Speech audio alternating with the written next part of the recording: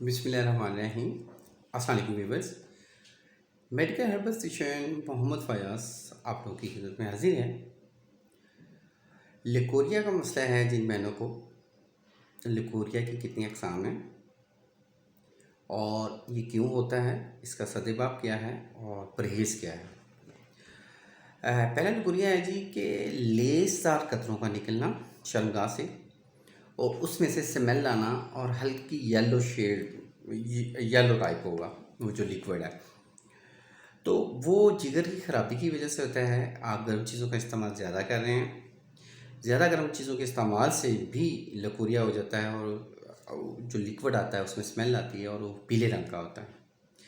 दूसरा है जी white colour का लिक्विड लेसदार मादा, उसमें स्मेल नहीं होती और ऐसे हज़रा जो ऐसी मेरी बहनें हैं उनकी आंखें वाइट और वेट ज़्यादा होगा, पेशाब का कलर भी वाइट होगा।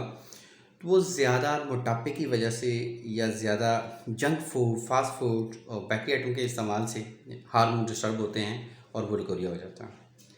अब जो पहला लिकोरिया स्मेल वाला है और पीले रंग की रतूबत है, उसका जो बेस्ट ट्रीटमेंट है वो ये है कि जी आप किक्कर की फली और अनार का छिलका लें। ये दोनों बराबर वज़न लें। किक्कर की जो फली लेनी है वो बीज के बगैर लेनी है। ये दोनों हर्बल स्टोर से आसानी से चीज़ें मिल जाएंगी। इन बराबर वज़न में लें, इनका पाउडर करें। सुबह शाम छोटे वाला हाफ़ चम्मच, टीस्पून जो है ना वो हाफ़ सुबह शाम पानी के साथ लें और गर्म चीज़ों से परहेज़ करें, खट्टी चीज़ों से परहेज़ करें। इंशाअल्लाह 15 दिन में लिकोरिया ठीक हो जाएगा।